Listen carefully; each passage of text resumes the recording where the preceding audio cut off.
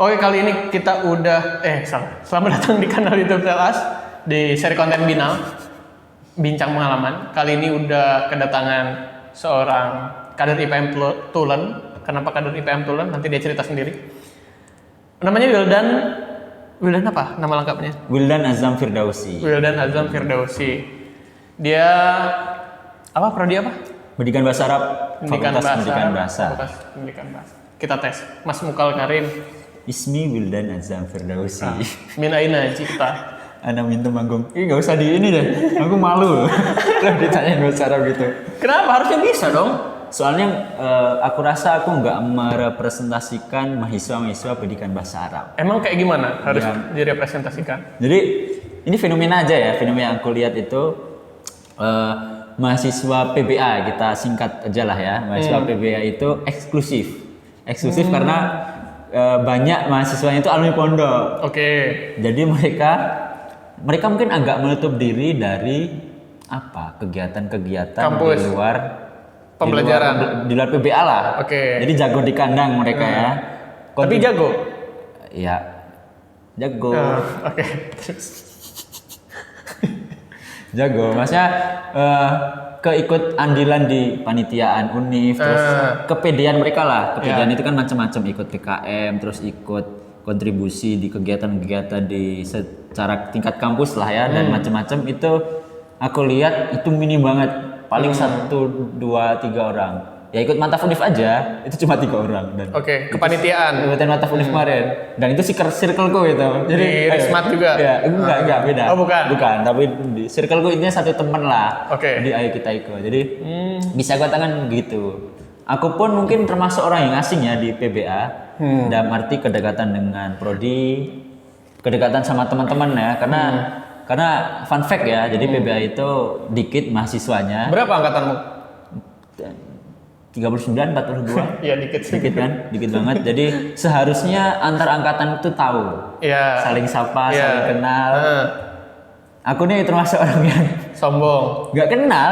Maksudnya kayak sopo iki. Maksudnya Ya sombong berarti itu. Enggak. Kegiatan-kegiatan PBA tuh aku jarang ikut gitu. Sorry banget ya kalau di Sombong sini. berarti. Nanti yang lihat ada Kaprodi atau teman-teman PBA, himpunan ya, Hima gitu. Ya. Sorry banget gitu.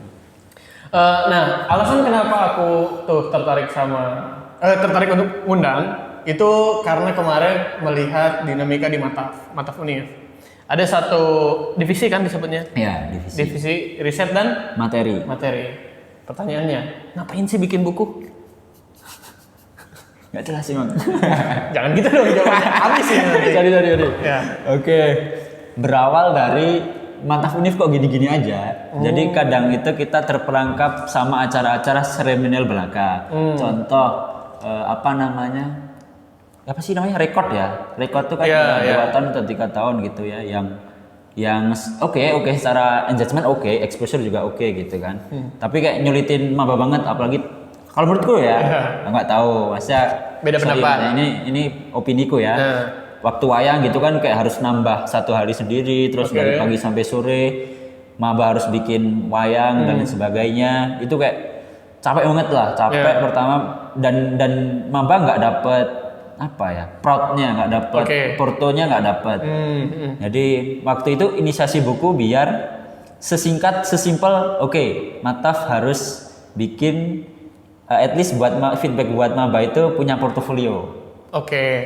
Jadi dibikinlah penugasan menulis essay dan buat diantolikan jadi buku. Apa isi bukunya itu? Isi bukunya adalah, ini brainstormingnya agak panjang juga. Isi bukunya pada akhirnya adalah isi bukunya itu soal SDGs, opini atau gimana bahasanya itu, harapan mahasiswa baru 20 tahun ke depan, which is 2045 ya, generasi emas Indonesia itu ya. Jadi apa yang mereka lakukan, apa yang mereka harapkan gitu ya, dengan tema yang udah disesuaikan dengan Fakultas masing-masing, konsentrasi keilmuan masing-masing. Kan SDGs ada 17 poin, 17 poin kan. Misal di Fakultas Pendidikan Bahasa. Nah, bagus. Ingat sama fakultas sendiri. Fakultas Pendidikan Bahasa, terus kita pendidikan lah base-nya kan. Nah, tema atau poin SDGs-nya itu soal quality education. Oke, karena pendidikan. Contoh di teknik nih, fakultas teknik. Ya jelas konsentrasi mereka soal infrastruktur dan lain sebagainya ya. Terus poin SDGs yang mereka dapat itu infrastruktur dan inovasi apa aku lupa juga dan kawan-kawannya. Di FAI ada pula. FAI itu quality gender itu masuk FAI. Nah itu biar di. Nah itu jadi maba suruh bikin IC itu pendek banget 250 kata itu maksimal. Oh maksimal. Apa yang ditulis? Berarti 250 kata itu cuma satu halaman A4. Satu halaman A4 dan kayak kurang lah. Iya. Jadi kita pengen, karena aku melihat kalau lebih dari ini itu pasti ChatGPT. Atau 2 halaman itu kayaknya mungkin kemungkinan ChatGPT-nya lebih besar karena panjang kan. 250 kan pendek. Jadi kita pengen mabani menulis dengan sesuai dengan passion mereka, sesuai dengan apa dalam hati mereka nih. 20 tahun tuh dalam fakultas mereka tuh mau ngapain tuh. Misalnya kuliah di pendidikan bahasa kan. Edisinya soal edukasi kualitas pendidikan yang berkualitas gitu kan. Jadi aku tuh di situ opiniku, harapanku buat Indonesia. Indonesia harus punya sekolah bertaraf internasional, dijabarkan di situ lah. Nanti minimal 200 maksimal 250 kata. Berapa lama penentuan bahwa kayaknya rekor tahun ini harus tentang buku gitu? Maksudnya apakah ini tuh emang kau bawa dari awal atau hasil brainstorming sama teman-teman di divisimu? Dari awal. Berarti kau tawarin ini ke teman-teman divisi? Bukan, sebenarnya masih di diskusi lintas koor sih. Sebelum oprek itu kan kita udah tahu OKR, Objective Key Result, poin-poin apa aja harus kita capai nih, luaran apa aja harus kita udah diskusikan itu brainstorming sebelum kita oprek udah ada itu bersama. Berapa sih Rismat tuh orangnya? Rismat termasuk orang yang paling sedikit. Itu anggotanya 9 orang plus aku, jadi 10 orang. Itu sedikit banget. Itu divisi paling sedikit sih. Karena kita nggak tahu bakal ngerjain ini semua itu kan di awal kan kita gambling kan. Pertama jelas nggak punya pembanding. Jadi karena itu divisi baru di Mataf kali ini. Kedua itu kita nggak tahu ngapain aja nih geraknya. Itu jadi masih kayak ini garap kita, ini garap kita. Masih tumpang tindih dan nggak tahu positioningnya. Karena awalnya kan itu pecahan dari acara kan. Awalnya itu kan idenya adalah acara itu bebannya tinggi banget, beban kerjanya besar banget kan, terus dipisah sama Rismat. Jadi gaweannya Rismat kalau teman-teman tahu itu jelas nentuin penugasan, nentuin penugasan, terus ngecek penugasan, ngecek validasi penugasan. Itu sama program-program inovasi gitu. Jadi mungkin aku rekomendasiin ya ke ketua Mataf tahun depan, jangan riset dan materi, yang benar itu riset dan inovasi. Karena banyak banget yang kita lakuin. Pertama jelas ngecek, kita buat penugasan, ngecek penugasannya juga, kan. Terus bikin platform yang ada di penugasan. Contoh tes minat bakat. Yang LPK itu. Kita yang urus juga. Website maintenance-nya. Itu kita sama Rismat itu? Iya, kita yang pegang. Seharusnya kan TI ya. Kok TI sih? Media dan informasi lah ya. Itu kan. Tapi kita yang pegang. Itu. Terus saya udah nyusun buku. Apa lagi ya? Itu udah sih. Yang nyiapin tor buat pemateri gitu-gitu? Iya, kita. Tapi kan itu kan nggak ini kan. Iya, tapi cakupannya jadi luas. Iya, terus sama kita nyiapin juga platform evaluasi gitu ya. Evaluasi buat yang bakal direkomendasiin ke tahun depan, dan itu juga dilaporkan ke LPKA. Jadi sama Rismat intinya. Sama Rismat semuanya. Gitu. Kalau aku dengar ya isunya, Mataf kemarin tuh ternyata ada penurunan dari segi insentif dari kampus. Itu ngakalinnya gimana? Kita buka-bukaan aja, nggak masalah kan. Mataf tahun lalu itu habis 1,4 dan itu masih rugi. Kok rugi? Emang nyari untung? Enggak, masih tombok. Sorry. Masih tombok. Sorry ya kalau ada yang salah, mungkin teman-teman bisa komen nanti ya. Mungkin 1 miliar lebih. Waktu sebelum tahun 2022 ya, 2022 itu. Dan anggarannya itu 1, lebih dan itu masih nombok itu bahasa Indonesia apa? Iya, nombok. Ngerti kan? Nombok kan. Sekitar 200 atau 100 juta. Tahun sekarang itu kita mepetin banget, itu maksimal 800 juta. Oke. Dan itu kayak anjir. Nggak tahu gak sih, kayak kita udah nge-RAB-in banyak hal. Kan kita membandingkan tetap tahun lalu kan. Iya benar. Terus 800 juta itu kan bukan uang yang bukan uang sedikit juga. Masa tapi untuk kapasitas Mataf Univ itu kecil. Itu kecil. Kalau menurut kita yang pembandingnya tahun lalu kemarin, yang 1 komaan lah miliar, terus sekarang harus dan itu include konsumsi loh ya. Iya, include konsumsi dan ininya apa ya? Ya gedenya pas di situ semua. Di situ semua. Nah, kalinya adalah jelas di dekorasi. Dekorasi, masa kita pakai sendiri, kita apa namanya? Ya bikin dekorasi sendiri lah ya. Pakai vendor gitu. Pakai vendor, itu yang pertama. Kedua, jelas dikonsumsi pasti ada pengurangan ya. Maksudnya nggak segacor tahun lalu lah. Kalau servis ke maba sama, tapi servis ke panitia jelas beda. Kalau misal tahun lalu itu setiap rapat ada konsum gitu dari boga gitu, itu makan minum snack. Sekarang paling cuma misal divisiku selama itu pengerjaan kita cuma dapat 3 kali reimburse lah, boleh lah, 3 kali request lah. Gitu. Jadi itu apa lagi ya? Ya jadi kita terus ide-ide eksplorasi yang liar-liar nggak dapat direalisasikan. Apa contoh ide yang liar? Contohnya ya itu tadi dekorasi yang gacor. Kan tema tahun ini kan luar angkasa lah ya. Jadi ya tahu sendiri lah, di plafon-plafon mau dipasang apa dan sebagainya. World kita sebenarnya mau nge-world recordin buku itu. Tapi karena anggarannya ternyata sebanyak itu, aku baru tahu juga mahal juga ya. Iya, mahal. Sehingga ya udah nih, nggak usah di world record. Emang nggak ada duitnya. Oke, paham. Gitu sih. Ada beberapa hal yang menarik ya dari Mataf Univ, terlepas dari dinamika terkait keuangan ya. Yang pertama, seragamnya bagus. Oke, aku mau terima kasih sama Febri. Yang desain Febri, anak Ilkom angkatan 20. Itu bagus banget itu. Kenapa aku bagus? Karena dia itu apa ya? Mataf itu kan bukan Mataf sih, kepanitiaan dan organisasi kampus itu kan identik dengan Korsa kan. Trennya varsity, jangan lupa. Iya, trennya varsity. Nah, terus bomber kan berarti yang sekarang. Bomber. Tapi bombernya putih. Iya. Kan jarang banget tuh bomber warna putih. Nah, pas aku lihat, wah ini satu dia kalau istilahnya Panji ya, sedikit lebih beda, lebih baik daripada sedikit lebih baik. Nah, jadi ketika ngelihat, wah ini keren nih. Kenapa aku selalu meng-highlight bahwa acara yang bagus itu salah satunya bisa dinilai dari output benda yang diciptakan untuk identitasnya. Karena biasanya itu jarang diperhatiin. Coba kalau teman-teman yang nonton atau Wildan sendiri bisa menghitung jari ada berapa ID card yang bagus atau lanyard yang bagus gitu. Karena mau itu kepanitiaan, mau itu organisasi, hanya mementingkan bahwa identitasnya itu harus terpenuhi gitu dengan adanya lanyard dan misal nambahin logo, jargon apa gitu di lanyard dan produknya. Tapi sangat sedikit kepedulian untuk melihat bahwa ini tuh bisa everlasting atau enggak gitu. Ini tuh bisa dipakai untuk kesehari-hari atau enggak. Karena kalau misalnya enggak bisa dipakai untuk sehari-hari, entah kualitasnya kurang atau memang terlalu representatif, kayak banyak logo kepanitiaan dan kan itu nggak bisa long lasting lah. Nah makanya ketika ngeliat itu, wah ini salah satu terobosan supaya enggak mendem di lemari gitu. Nah jarang banget ketua panitia, ketua organisasi merhatiin nyampe ke sana gitu. Jadi sekarang, oh ini dari itunya aku lihat, wah ini cemerlang nih, oke.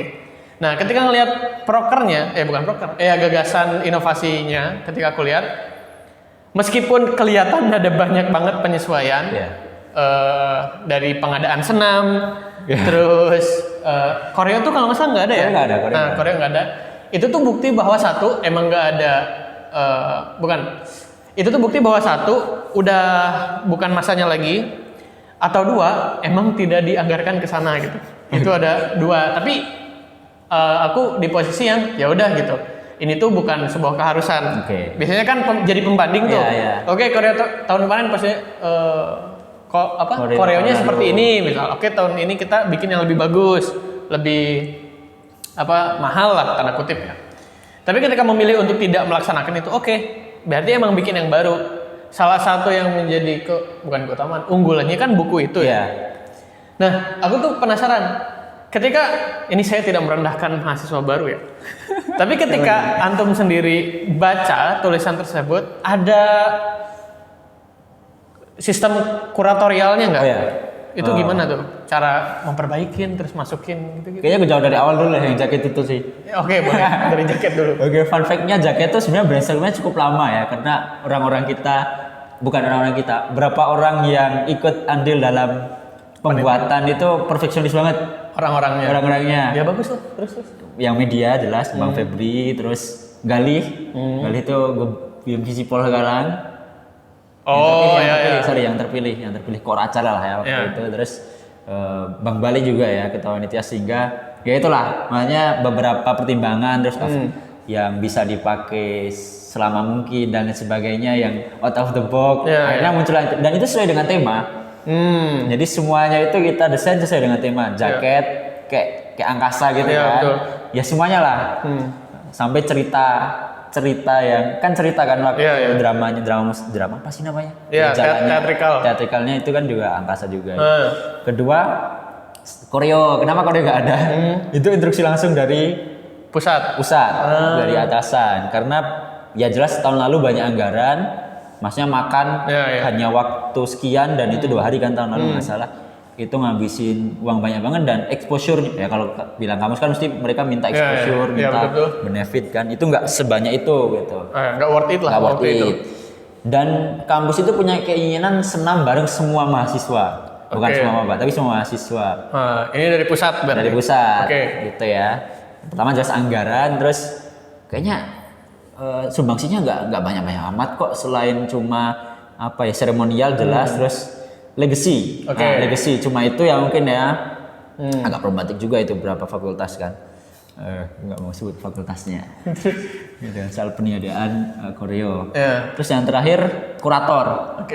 Nah, kuratornya itu adalah ya jelas kan macam-macam, apalagi 5.000-an mahasiswa itu kan nggak mungkin bisa terakomodasi semua kan.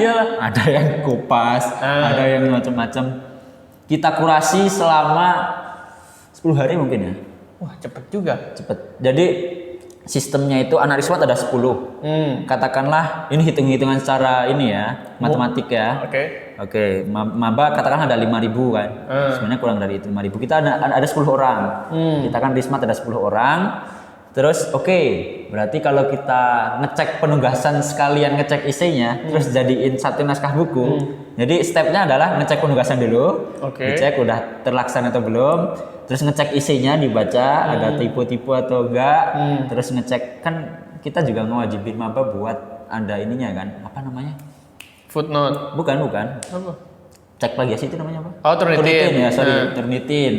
Itu lebih dari 15 atau enggak?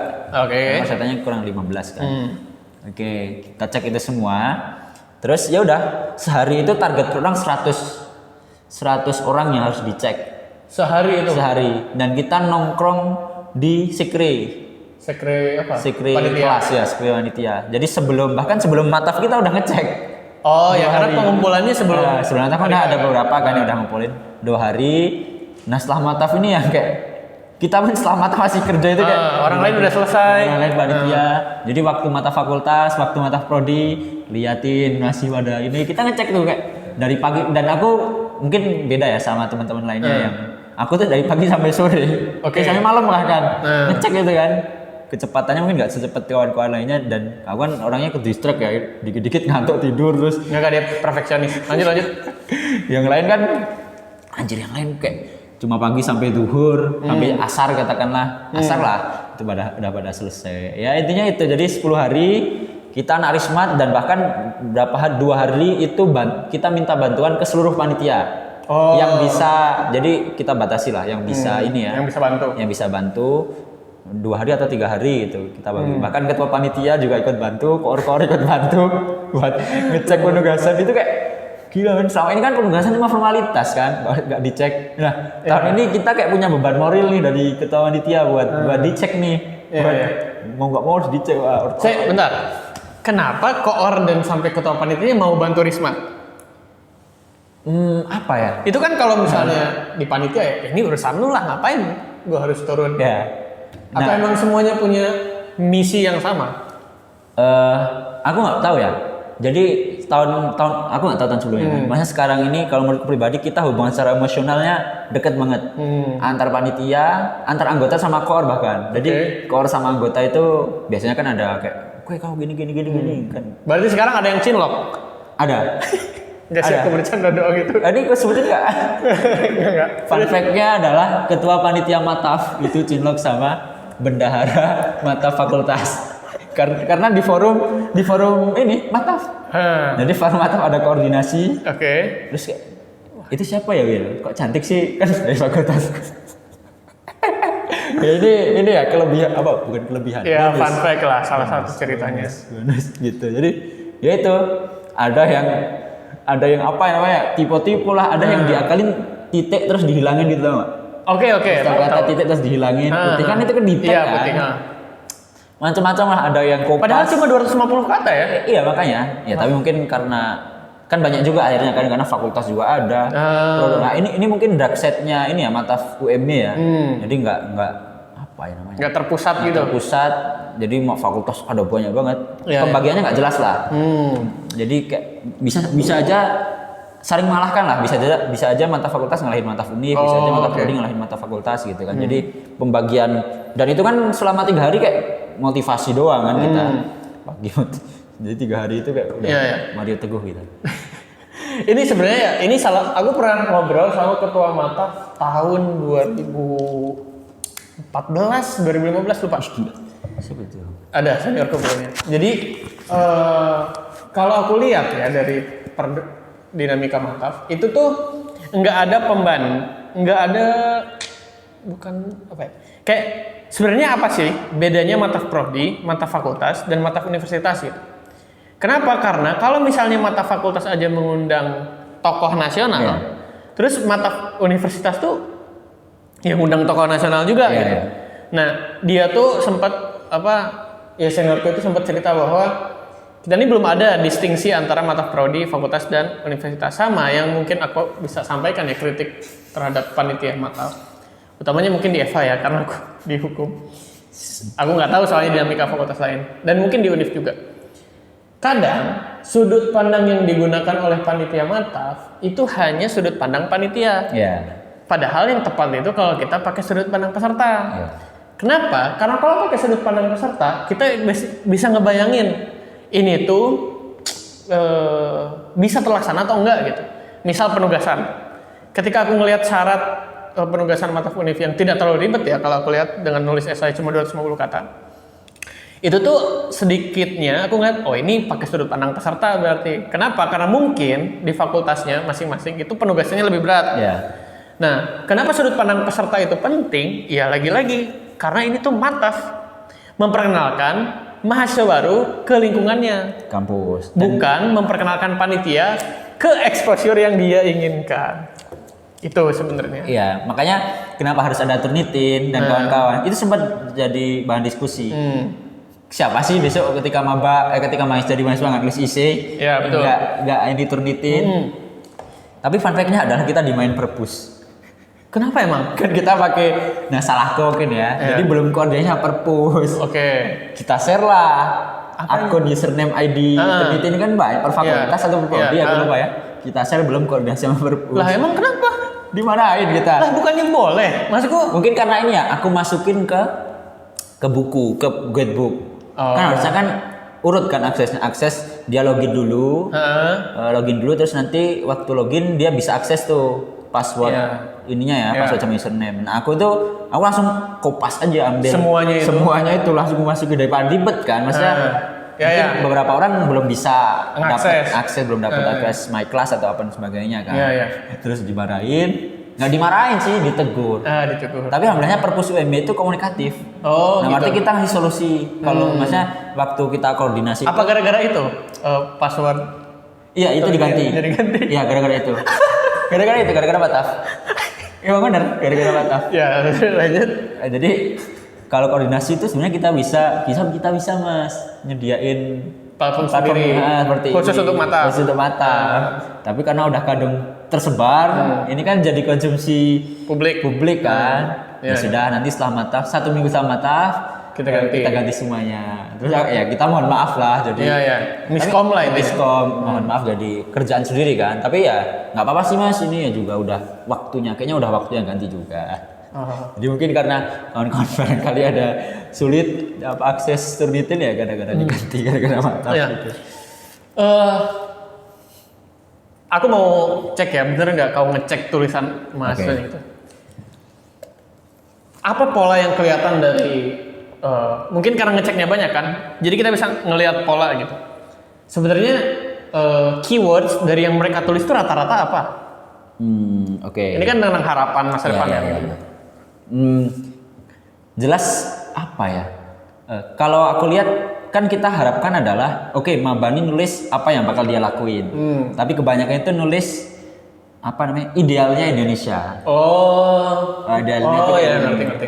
Tapi sah-sah aja tetap kita masukin. Bahkan yang bagus itu ada beberapa maba itu yang langsung langsung ke daerahan gitu loh. Isunya langsung ke daerah dan itu bagus banget nih. Dan fact-nya adalah paling bagus nih ya. Itu Fakultas Teknik. Iya Bu? Iya, bagus banget isinya. Itu HI kalah, Visipol kalah sih. Itu Fakultas maba Fakultas Teknik. Makasih banget ya udah ini. Apa yang menarik dari tulisan maba teknik? Itu yang jelas kan kita tahu ya mana yang ChatGPT, mana yang enggak ya. Maksudnya pola penulisan, konstruksi tulisannya kan udah kelihatan banget kan mana yang robot sama enggak. Mereka itu enggak dan murni inovasinya bagus gitu loh. Mungkin karena temanya juga menarik ya, sehingga eksplorasinya juga enak ya. Paham. Tapi secara mayoritas tulisan semua fakultas ya kalau kita lihat Fakultas Teknik juga itu mungkin top tier-nya Fakultas Teknik. Top 2-nya siapa ya? Visipol ya, Visipol gitu karena mungkin argumentatif. Argumentatif. Ini kan agak sulit ya untuk memberitahu. Aku tuh karena waktu pertama kali jadi panitia mataf itu kan jadi pemandu. Itu pun di tahun ke-3 kemarin? Tahun kedua gitu lupa. Tahun kedua ding berarti.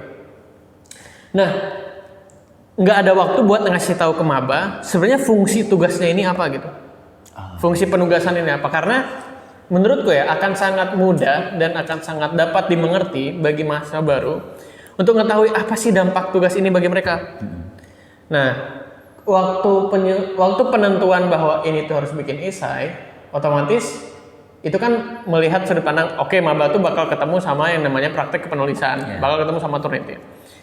Kedepannya, apa sih yang kau harapkan ketika buku ini udah rilis gitu, dibaca sama mabanya? Apa sih legacy selain bentuk buku ya dan selain bentuk bacaan yang pengen ditanamkan gitu, nilai-nilai apa yang panitia pengen tanamkan ke maba itu sendiri? Jadi gini, ya kita sebagai mahasiswa kan berarti punya step dong, punya step dibandingkan orang-orang lain kan. Menjadi mahasiswa, kamu bakal dicap sebagai orang yang lebih, itu pasti kan. Nah, aku melihat realita bahwa ada banyak orang yang nggak tahu mau apa nih di fakultas terutama ya. Dia nggak punya tujuan hidup, ya udah aku kuliah aja ya. Jadi menulis essay dengan based on harapan mereka itu, jadi mereka tahu nih apa yang mereka lakuin, visinya Indonesia itu 2045 itu apa. Jadi mereka aset sebenarnya kan, kita tuh aset kan, ya kita juga aset kan, aset Indonesia yang sesuai visi kan Indonesia 2045 ya. Dan aku yakin semua punya kontribusinya gitu loh. Maksudnya dari 5.000 mahasiswa mesti ada kontribusinya lah ya. Dari berbagai macam aspek, mungkin ada yang mungkin besok jadi presiden, menteri, mungkin ada juga yang cuma jadi guru di desa. Tapi misinya atau semangatnya sama. Nah, intinya gitu sih kalau aku pribadi. Berarti Rismat sekarang menganut quotes-nya Pramudia Anantatur. Tulisan itu ibarat kuda atau apa gitu. Dia harus diikat dalam bentuk tulisan. Maksudnya pikiran itu liar, nah dia harus diikat dalam bentuk tulisan. Nah, tapi itu ini ya, sorry fun fact ya. Boleh. Karena kita buku essay yang bebas banget kan, sehingga kita pengen itu dari ISBN awalnya, ISBN kan. Tapi ternyata sulit buat tembus di ISBN, karena ternyata kuota di Indonesia pun udah dibatasi ISBN itu. Dari Perpusnas. Nah, Perpusnas kan, Perpusnas. Jadi kita ada alternatif namanya QRCBN, sama juga. Cuma memang tire-nya atau di bawah ISBN-nya. Oke. Gitu. Tetap ada pengakuan lah. Tetap ada pengakuan, jadi ya bisa masuk portofolio lah. Sebagai penulis.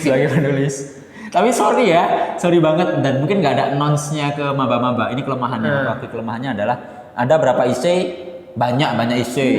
Banyak IC yang nggak lolos QC, quality control. Oh, oke. Tapi itu aku nggak announce ke maba. Maksudnya ini yang lolos atau enggak. Iya, nggak apa-apa.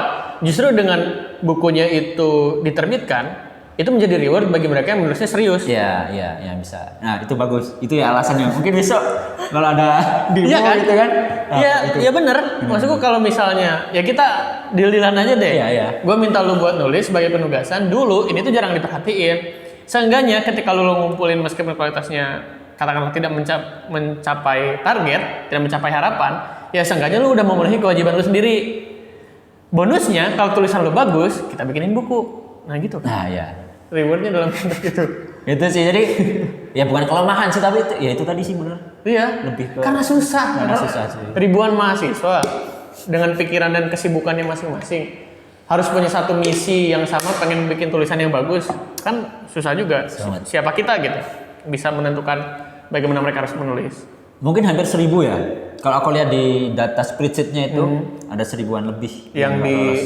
Jadi yang lolos itu cuma 3.700-an dari 4.900 gitu. Apa yang biasanya keluar dari quality control? Apakah karena dia kalimatnya sedikit atau ngawur atau banyak typo? Macam-macam dan apa namanya? Ya tentunya preferensi kita yang ngecek kan juga beda-beda ya. Oke, subjektivitas nilai. Subjektivitas nilai kan. Nah ini ya itu mungkin kelemahan juga ya. Jadi kadang ada yang sesimpel ngesubmitnya PDF. Oh. Itu kan kita nggak bisa buat jadiin satu maksudnya butuh berapa step lah. Iya. Dan itu nggak mungkin ngeselin lah lebih tepat. Mungkin awal-awal kita masih oke lah, baik hati kita convert ke Word, walaupun rusak ya ini tatanannya. Arrangementnya jadi rusak. Kita ini akhir-akhir tambah lama kok banyak banget. Padahal di ketentuan udah jelas kan. Iya. Word dan kita dan kita ngasih waktu buat memperbaiki itu ada waktunya, ada jangka waktunya, tapi ya udahlah ya. Nah ini salah satu perhatian yang aku lihat polanya dari maba ya.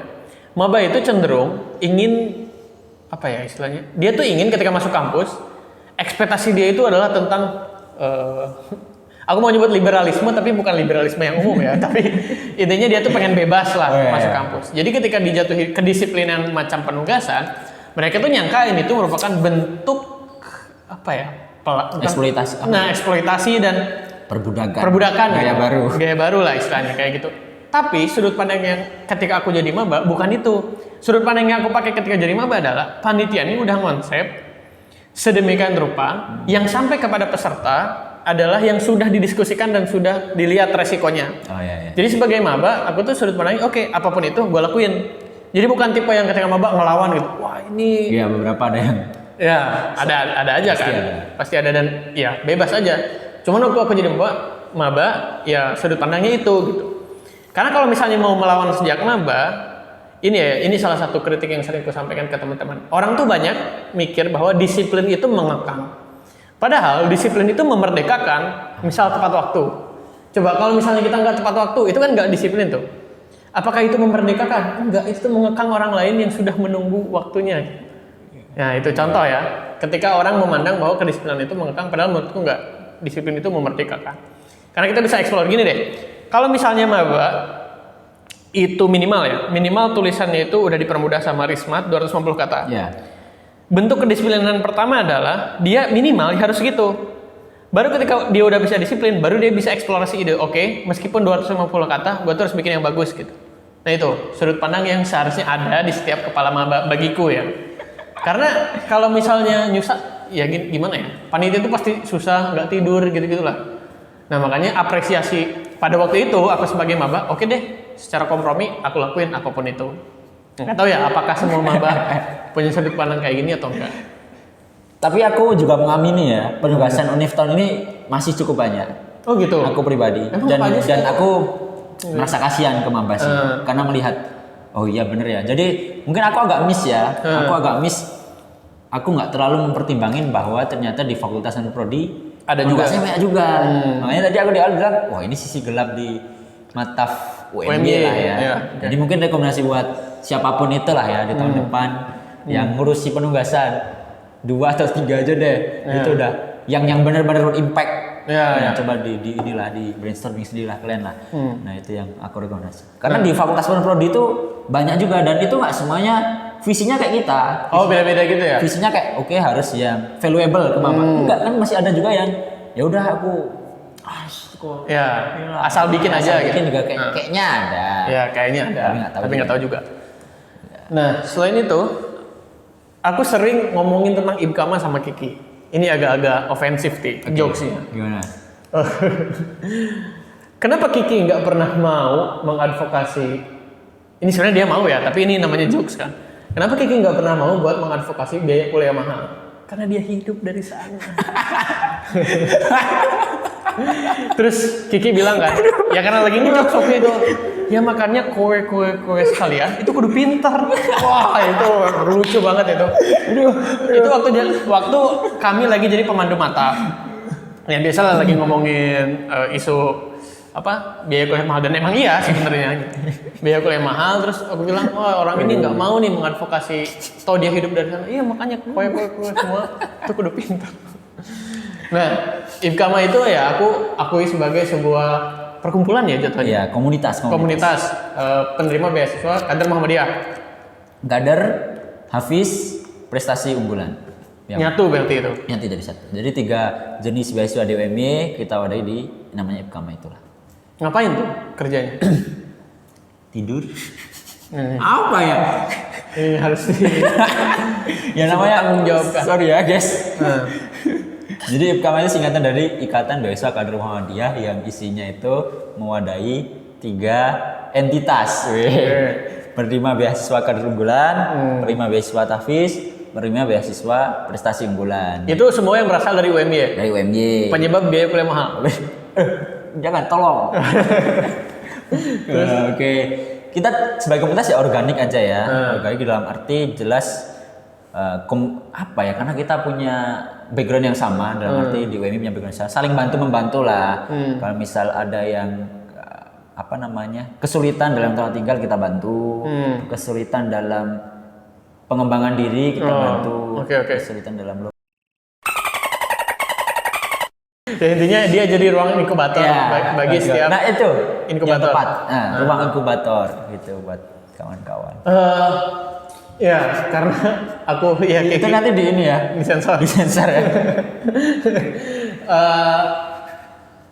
Sebelum mau jauh ke Ibkama sebenarnya salah satu alasan mendatangkan orang-orang yang hadir di podcast ini adalah karena kayaknya orang ini unik deh, masa lalunya punya sesuatu yang beda lah.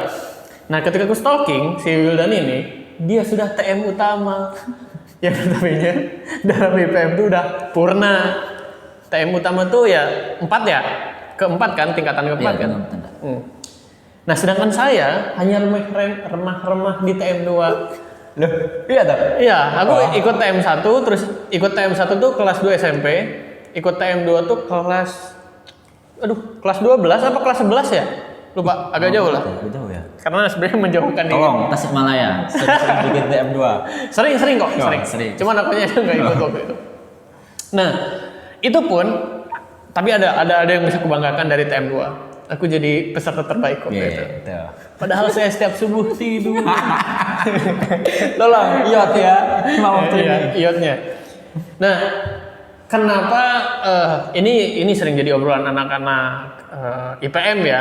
Jadi memang yang hadir dan tumbuh dari IPM tuh punya istilahnya bekal dialektika untuk hidup di kampus lah. Nah, karena aku tahu si Wildan ini setelah stalking ya, udah di TM utama. Jadi penasaran awalnya dari mana dan kenapa dia bisa bermuara atau salah satu milestone-nya di TM utama. Mulai dari TM 1 dulu. Oke. Kita sejarah dulu background-nya. Jadi aku melanjutkan studi di SLTP maupun SLTA itu di pondok pesantren. Namanya Pondok Pesantren Al Mukmin Muhammadiyah Tembara. Singkat jadi Almatera aja. Nama branding gitu. Keren juga ya Almatera. Nama branding namanya Almatera. Termasuk mungkin ini ya. Karena jadi IPM Almatera itu kita hidup di Temanggung, IPM Temanggung namanya. Jadi mungkin kalau di Jawa Tengah nih IPM Temanggung ya so-so lah. Bukan biasa aja gitu. Bukan termasuk yang unggul, juga nggak termasuk yang rendahan lah. Okay. Nah, salah satu penyumbang basis masnya di IPM Temanggung adalah gara-gara berkualitas lah. Sorry ya, aku nggak mendiskreditkan yang lain ya, ranting-ranting yang lain ya, adalah IPM Almatira gitu. Nah, kelas 7 itu kan setiap tahun kan ada TM1 dan itu biasanya di awal tahun periode baru lah, tahun ajaran baru lah. Nah, makanya kelas 7 itu tiba-tiba, jadi waktu itu ranting yang masih menyelenggarain TM1 ranting. Setiap ranting MA, ranting MTS, ranting SMK itu punya TM1-nya masing-masing gitu ya. Nah, aku termasuk orang dari kelas 7 yang dipilih buat ikut TMO. Jadi ada 3 orang dari kelas 7. Kan biasanya kelas 8 semuanya kan. Iya, betul. Yang mau jadi pimpinan ranting, itu yang bakal di TM. Nah, waktu itu aku termasuk 3 orang pilihan. Dari kelas 7 ya. Aku nggak tahu kenapa ya, mungkin karena memang aku kader berkualitas. Bagus. TM2 kapan? Enggak, karena mungkin aku anak ustadz ya, jadi mungkin ada privilege. Satu langkah lebih dikenal. Oke. Kan awal-awal tahun kan. Iya, boleh. Jadi mau nggak mau aku harus sering bersinggungan dengan pimpinan-pimpinan karena anak ustadz itu, mungkin gara-gara itu. Terus TM2 karena yang harus ikut TM2 adalah alumni TM1. Iya, betul. Gitu kan. Setahun kemudian pimpinan daerah ngadain TM2. Dan posisinya aku intinya udah ikut daerah sejak kelas 7 ya, karena musda, terus disuruh waka kurikulum buat ikut musda, terus aku ikut musda, terus ikut pimpinan daerah lah. Nah, kelas 2 MTS itu IPM Temanggung ngadain TM2. TM2 dan aku panitia, mau nggak mau karena dari panitia aku juga belum TM2, ya udah ikut sekalian lah, ikut panitia, ikut TM2. Dan mungkin itu jadi ini ya, pendidikan perkaderan formal yang terakhir yang aku ikuti. Jadi udah setelah itu cukup lama banget tuh nggak ikut TM atau apapun itu kan. Emang berapa jangkanya sampai ke TM3? TM3 mungkin jangkanya 5 tahun ya, 5 tahun. Kan itu kayak lama banget kan. Aku TM3 baru kemarin 2023. Sorry. Oke, kita cerita dulu ya. Nah, tahun 2022 lah ya. Intinya selama ini bahkan sampai tahun 2023 aku nggak ikut perkaderan formal di IPM. Gitu. Nah, kemarin waktu Kabid Kaderannya Naban Mudrik, nah itu ada penawaran konsepsi SPI baru. Iya, betul. Yang mana urutannya adalah TM1, TM2, langsung TMU. Oh gitu. Jadi TMU itu dihandle sama pimpinan wilayah. Jadi di pusat nih nggak ada perkaderan formil gitu. Pimpinan pusat hanya sebagai fasilitator karena dianggap terlalu eksklusif. Oke. Kita kan provinsi banyak 34. Iya. Dan di rasa-rasanya ya, konseptor itu menilai bahwa nggak ada bedanya kok TM1, TM2, TM3, terutama TM3 sama TMU ya. Di beberapa wilayah yang udah maju, contohnya Jawa Tengah, Jawa Timur ini malah 11-12 sama TMU.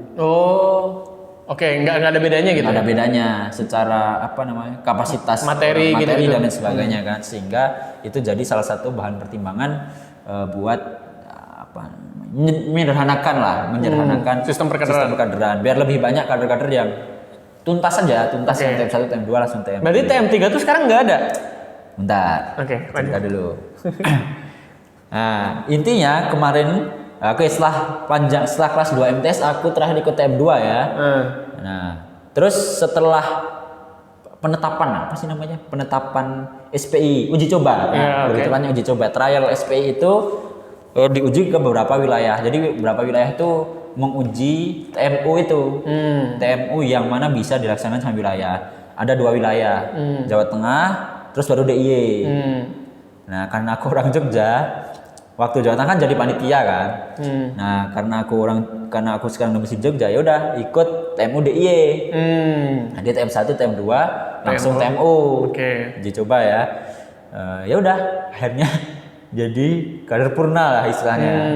Nah, terus kemarin waktu habis dari muktamar Kabid Perkaderannya itu kan baru kan. Ya, berganti. Itu memutuskan SPI yang baru ini belum tuntas. Dalam arti ditarik penetapannya.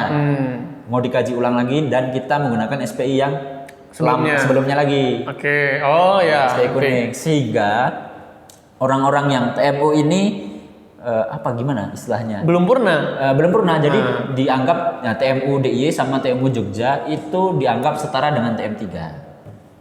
Karena baru 2 wilayah yang ngadain TMU itu. Itu sih. Jadi mungkin secara secara ini aku ya masih orang TM3 aja. Oh, bukan purna-purna banget. Bukan purna-purna banget lah. Itu ya karena faktor kebijakan, jadi tolong kita jangan kita ganti kebijakan. Iya. Berapa lama sih PP itu jabatannya? 2 apa 3? 3 tahun. 2 tahun. 2 tahun ya? Oh, 2 tahun. Cepet banget ya. Makanya. Nah, terus aku stalking juga IG-nya si Wildan ini. Ternyata dia harusnya kuliahnya di Libya. Kenapa malah lanjut di PBA? Jadi ceritanya ini, guys. Nggak, aku disclaimer dulu ya.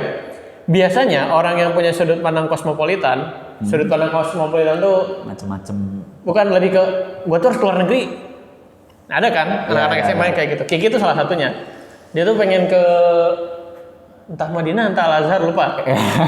Lupa lah pokoknya. Template pondok lah ya. Iya, template pondok. Entah Madinah, entah Al-Azhar. Karena dia punya mimpi setinggi itu, ketika dihadapi dengan realita yang tidak sesuai dengan apa yang dimimpikan, tetap moncer. Ya istilahnya Kiki jadi beasiswa dan kemarin jadi wagub juga gitu. Nah, kenapa? Jadi waktu kelas 10 aliyah ya, SMA kan udah mulai mikirin tuh masa depan mau dibawa kemana. Nah, aku dan kawanku, berapa kawan lah. Kita tekan kontrak, kita harus di luar negeri. Terus Timur Tengah ya. Macam pembelajaran agama kayak Libya, kalau di Indonesia mungkin Libya ya. Timur Tengah, Al-Azhar, Saudi, terus ya macam-macam itulah ya. Intinya kita punya willing buat kesana, terus kita udah persiapin itu. Selama 3 tahun kan. Maksudnya kan Pondok Muhammadiyah kan terkenal gak bagus-bagus amat bahasa Arabnya. Pondoknya juga. Mayoritas. Mesti itu. Dan ya mayoritas kayak gitulah ya. Makanya kita sadar, kita harus persiapin itu gitu. Jadi aku menutup segala kemungkinan. Jadi keinginanku ya udah Timur Tengah nih. Indonesia nih, aku diskreditkan cuy. Wah itu teman-temanku yang ngapain di Indonesia. Iya. Ternyata dia di sini. Terus lanjut. Enggak, gue pendidikan Indonesia gini-gini gitu kan. Wah, ingat banget aku di grup WA itu diskusi kan. Ya udah. Istilahnya kelas 3 kan, kelas 3. Waktu itu Covid kan, aku alumni 2020 teman-teman. Jadi ya angkatan Covid istilahnya alumni Covid. Lulusnya giveaway. Nah, gara-gara Covid, Kemenak itu menutup segala akses buat ke Timur Tengah. Ya kan? Sehingga aku mutusin, aku harus gap year nih. Gap year. Buat ambil di tahun 2021. Nah, selama gap year itu aku memutuskan buat ambil peran jadi Ustadz Pengabdian. #ambil peran. Terus jadi Ustadz Pengabdian musyrif lah istilahnya ya, karena ya nggak mau, karena bapakku Ustadz, jadi nggak tahu lagi lah ya mau ngapain gitu. Karena udah idealismenya udah idealis banget kan, aku Timur Tengah nih gitu kan. Ya udah aku jadi Ustadz. Terus waktu itu ada bukaan Libya dari Pian Pusat Muhammadiyah. Di tahun 2021 awal. Awal bulan. Awal tahun lah ya, Januari atau Februari. Ya jelas kita udah trial Madinah lah ya, karena Madinah kan ini kan cuma masukin berkas. Ya, lanjut aja. Itulah ya. Aku nyebutnya kita. Ya. Terus Januari 2021 waktu aku jadi musyrif, aku jelas trial buat masuk Libya ya. Tapi karena sulit dan saingannya pondok-pondok bagus. Ya. Salah bagus itu Irsyad itu kayaknya secara lughah juga kalah kan. Ya, tapi cepat aja. Terus waktu itu itulah dari Pimpinan Pusat buka kerjasama dengan Libya, kuliah dakwah al-Islamiyah itu punya Ustadz Hidayat. Dulu Ustadz Hidayat kuliah di situ. Terus Libya. Ya. Terus aku daftar lah istilahnya. Daftar terus ya ujian tulis dulu, baru ujian lisan, ujian tahfidz dan kawan-kawannya lah ya di bahasa Arab gitu. Singkat cerita, aku diterima. Jadi udah keluar LOA-nya lah ya. Betul. LOA-nya udah. Nah salahku itu aku nggak ngabarin orang tua waktu aku daftar Libya. Waktu daftar. Waktu keterima? Baru ngabarin waktu keterima. Terus? posisi orang tua itu lagi ayah terutama bapak. Bapak itu waktu itu lagi sakit. Jadi aku ini sekeluarga aku adalah anak laki-laki satu-satunya. Dari berapa bersaudara? Dari 4 bersaudara. Kau anak kedua. Oke. Jadi perempuan, laki-laki, adikku perempuan semuanya. Jadi waktu Maret itu aku diterima di Timur Tengah, terus di Libya terutama. Orang tua ayah terutama waktu itu lagi sakit ya. Jadi bapakku itu mungkin udah 50-an lah ya. Intinya nggak ngebolehin di luar negeri anaknya buat ambil beasiswa Libya. Kenapa? Karena takut jauh atau gimana? Nah, sebenarnya waktu itu belum dikasih alasan yang detail sih. Tapi lambat laun aku makin dewasa makin tahu lah. Jadi tahu. Nah, ya udah intinya aku nggak ambil itu. Aku cukup taat ya sama orang tua. Jadi nggak terlalu banyak tanya lah ya. Kalau nggak boleh ya udah nggak boleh gitu. Istilahnya gitu kan. Udah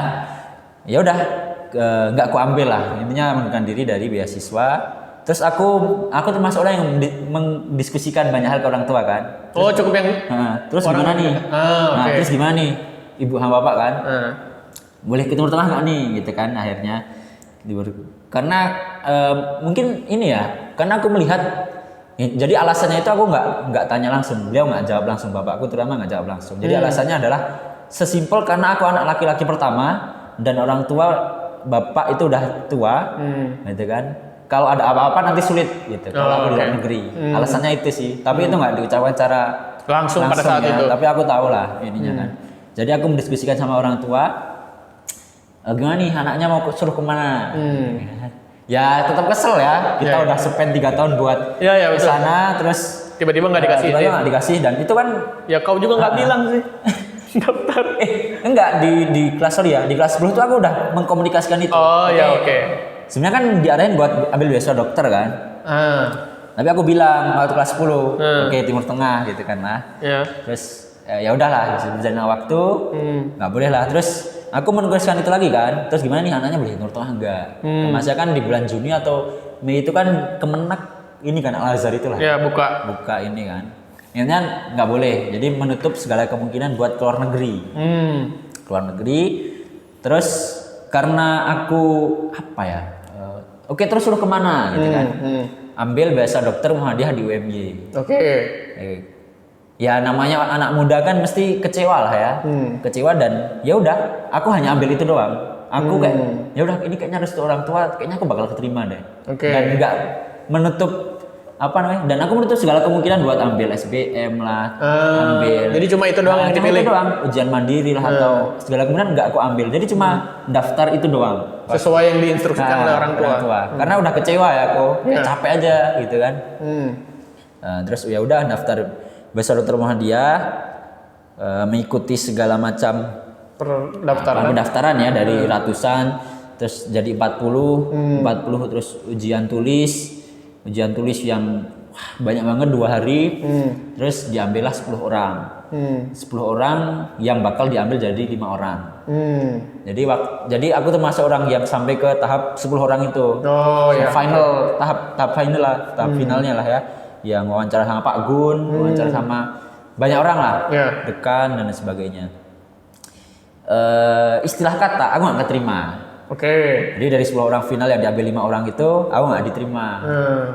Ini ya sebenarnya aku udah punya feeling, punya intuisi. Nggak bakal masuk. Nggak diterima. Soalnya kayak nggak passion aja, kayak aku ngebayangin. Aku kan cukup aktif ya di Muhammadiyah. Terus kayak ngebayangin jadi dokter. Jadi kayak ngebayangin kehidupannya tuh kayak, belajar ini ya. Sorry ya mungkin ada beberapa dokter yang juga masih bisa aktif juga. Tapi kayak ngebayangin tuh kayak, aduh kayak masuk kayak gini deh kayak. Dalam hati ada yang ganjel aja waktu akhir-akhir penerimaan itu kan. Nah istilah kata sama admisi jam 9 ditelepon sama admisi, intinya nggak diterima. Diterima sama UMY lah di beasiswa dokter Muhammadiyah. Terus dikasih pilihan sama admisi. Waktu itu yang telepon aku ingat banget Kak Ros namanya. Orang Malaysia. Nggak masuk ya Terus ditelepon oke Wildan, Azam boleh ambil terserah prodi apa, tapi jangan dokter umum sama dokter gigi. Jadi waktu jam 10-an lah ya ngasih tahu, terus habis duhur harus ngasih tahu lagi. Nanti jam habis duhur nanti kabarin lagi ya. Oh, oke. Berarti diplot ke prodi lain lah. Prodi lain. Karena aku nggak punya, aku cukup riset ya buat nentuin kan selama ini kan risetnya adalah nentuin prodi apa di luar negeri, negara mana yang ini. Jadi selama sudah rismat sejak dini loh. Aduh. Selama berapa jam itu aku nggak punya waktu. Udah pusing banget. Maksudnya harus ngasih tahu ke orang tua. Ya sedih juga kan ngasih tahu ke orang tua. Malah yang bikin sedih di situ sih. Kalau aku mah fine aja. Iya juga. Yang sedih kan nyampein ke orang tuanya kan. Jadi ya udah, karena di UM sesimpel karena aku udah belajar bahasa Arab selama 3 tahun. Terus di UMI ada pendidikan bahasa Arab. Kayaknya kan passion suka lah ya. Karena suka ya udah ambil pendidikan bahasa Arab. Ambilnya PBA ya. Maksudnya di antara banyaknya prodi yang bagus-bagus ya. Itu ya udah ambil pendidikan bahasa. Kenapa nggak ambil Visipol? Maksudku kau kan bilang aktifnya Muhammadiyah tiba-tiba PBA. Nah, di keluarga itu dulu tuh aku pernah ngobrol ya. Suruh ambil HI karena itu prodi terbaik kan. Ya. Prodi terbaik. Tapi di keluarga aku tuh udah ada yang alumni HI UNS. Oke. Jadi dia udah di HI tuh. Kalau aku ambil HI itu sama gitu. Mungkin ada kurang apa sama gitu kan. Makanya aku masih simpel karena PBA udah seneng, ya udah deh di PBA aja deh pendidikan bahasa Arab dan ya disinilah kita sekarang berada di FPB. FPB. Kalau dari segi fakultas ya, FPB itu termasuk yang banyak nggak sih mahasiswanya? Kalau dari ada berapa prodi? 3 prodi. Bahasa Arab, bahasa Inggris, bahasa Jepang. Oh bahasa Oke. Sebenarnya yang pertama jelas FPB fakultas baru ya, fakultas baru dan mungkin kalau ditingkatkan itu ya sesuai dengan banyaknya mahasiswa, mungkin kita termasuk yang sedikit. Oh oke. Paling sedikit mungkin ya. FPB itu apa aja sih? Vokasi banyak ya, vokasi kalau nggak salah. Banyak lah kalau vokasi. Ya FPB mungkin paling sedikit sekarang, mungkin ya. Ya. Apa ini? Kalau aku coba tagih ya, maksudku semangat dalam mengejar kuliah di luar negeri itu tiba-tiba di FPB. Sebelumnya ada ekspektasi yang tinggi ya terhadap terhadap PBA itu sendiri gitu. Maksudku, dulu kan targetnya tuh luar negeri nih, terus tapi realitanya harus kuliah tidak sesuai ekspektasi lah. Nah, ketika menjalani perkuliahan di PBA itu sendiri, apakah jatuhnya pasrah, atau jatuhnya mau mangkir, atau jatuhnya sekecil apapun peluang untuk berproses, ya gue ambil deh di PBA gitu. Jadi ya harus ngubah roadmap kehidupan kan. Maksudnya kan yang awalnya udah dirancang Timur Tengah di Timur Tengah ngapain aja, setelahnya kemana dan sebagainya kan, tiba-tiba dalam waktu cepat kilat gitu kan harus berubah kan. Jadi aku selalu meyakini bahwa mesti ada hikmahnya. Mesti, apalagi orang tua kan yang meridhoi gitu kan, menginstruksikan gitu katakanlah. Aku selalu yakini mesti ada hikmahnya gitu. Kayak YMM dong. Mesti ada hikmah. Jadi nggak ambil ekspektasi yang tinggi soal PBA, ini nggak ada. Jadi kayak mesti ada hikmahnya. Terus ya udah aku jalanin aja. Terus tapi pada akhirnya ternyata nyaman-nyaman aja. Nyaman-nyaman dalam arti perkuliahan juga nggak se-strict itu. Dalam arti banyak tugasnya enggak juga. Maksudnya nggak kayak Visipol, nggak kayak FH. Iya benar. Jadi aku masih bisa menjalani perkuliahan dengan enjoy. Terus bisa explore gitu ya. Explore apa namanya, keinginan explore banyak hal di luar PBA itu dengan enjoy juga. Jadi kayak hikmahnya mungkin ini ya. Iya. Oke. Terakhir apa lanjut lu dan apa? Dan masih bisa aktif di Muhammadiyah. Sesimpel itu. Jadi kayak masih bisa aktif di Muhammadiyah. Nah, lambat laun aku makin tahu kenapa aku nggak boleh di luar negeri. Karena orang tua itu pengen anaknya itu, bapakku itu ya cuma fokus di pimpinan cabang pimpinan cabang Muhammadiyah di kecamatan lah. Iya. Bapakku itu pengen anaknya itu pengen kontribusinya terhadap Muhammadiyah itu tinggi. Sesimpel itu. Jadi itu sih, jadi selama ini motivasiku mungkin ya menghidupi di Muhammadiyah ya simpel karena bapakku pengen anaknya ini setulus itu sama Muhammadiyah gitu. Oke, paham. Nah itu. Nah, karena mungkin dari latar belakang Muhammadiyah juga ya, aku jadi ngerti gitu kenapa aku menjadi seperti ini. Karena ini mungkin nggak tahu ya di keluarga masing-masing kayak gimana. Cuman kalau di keluarga karena idolanya adalah kakekku sendiri, jadi dia tuh nggak pernah nyuruh orang sholat. Oh ya? Iya, nggak pernah nyuruh orang sholat tuh gini. Misal kita lagi ngobrol nih di rumah kakek kan, pas azan dia tuh cabut sendiri berangkat ke masjid gitu. Nah itu kalau orang mikirnya, oh ini nggak nyuruh orang sholat nih, jelek gini-gini nih. Tapi ketika aku ngeliat, ini yang namanya dakwah gitu. Jadi apa dengan Bilhal, jadi pas dia udah bersikap untuk mau ke masjid, cucu-cucunya pada ngikut. Akhirnya. Tanpa harus, ayo kita ke masjid, ayo kita sholat. Nah, itu ya kalau bicara masalah latar belakang keluarga yang juga berlatar belakang Muhammadiyah.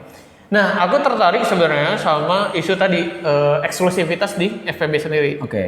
Terakhir nih, aku pengen coba kau menyampaikan pendapat antum sendiri. Sebenarnya anak FPB tuh harusnya kayak gimana sih? Oke. Dengan isu yang tadi ya. PBA mungkin ya lebih tepatnya. Oke, lebih tepatnya PBA. PBA. Jadi konteks sosialnya adalah orang-orang kuliah, mahasiswa orang yang kuliah di PBA itu adalah alumni pondok pesantren. Nah kita tahu sendiri lah ideologi pondok pesantren. Bukan pondok pesantren, orang yang alumni dari pondok pesantren adalah eksklusif, maksudnya dia nggak mau explore banyak soal pemikiran lah ya, soal pemikiran sehingga dia nyaman. Ya udah, aku kuliah nih cuma sebatas kuliah, belajar, datang, balik ataupun bercengkrama ataupun ya hidup di zona itulah ya. Iya. Mungkin aku termasuk ini ya orang alumni pondok yang pengen eksplorasi lebih luas gitu. Nah, mungkin alumni pondok di PBA itu adalah termasuk orang-orang yang eksklusif gitulah istilahnya ya. Jadi mereka nyaman dengan kondisi mereka. Sebatas sebatas sholat, ngaji itu udah cukup gitu loh. Iya. Paham nggak? Iya, ngerti. Tapi kan Islam nggak sebatas sholat, ngaji itulah ya. Iya, oke. Kita kan banyak cara, banyak peluang pahala. Banyak peluang pahala yang bisa diambil. Ya mungkin kawan-kawan lain mengambil peluang pahala di situ, fokus di situ gitulah ya. Tapi kalau aku pribadi nggak bisa nih, manusia nih harus bermanfaat. Nah itulah istilahnya gitu, mungkin lebih tepatnya gitu ya. Sehingga ya itu akhirnya sekarang mungkin di antara mahasiswa PBA, aku nggak mendisklaim diriku ya. Mungkin aku yang paling ini ya, punya kenalan lebih banyak dengan fakultas lain dan sebagainya. Gitu sih. Ya intinya untuk teman-teman di PBA, cobalah explore dikit-dikit, soalnya explore dikit-dikit juga udah jadi kayak Wildan. Ya siapa tahu kan, mungkin awalnya karena merasa eksklusif dan tidak mau istilahnya bertandang ke tempat yang lain, ya coba aja itu, siapa tahu bisa membuat celah-celah pahala yang lain. Itu aja, terima kasih Wildan sudah mau ditanya-tanya. Mantap banget, dadah.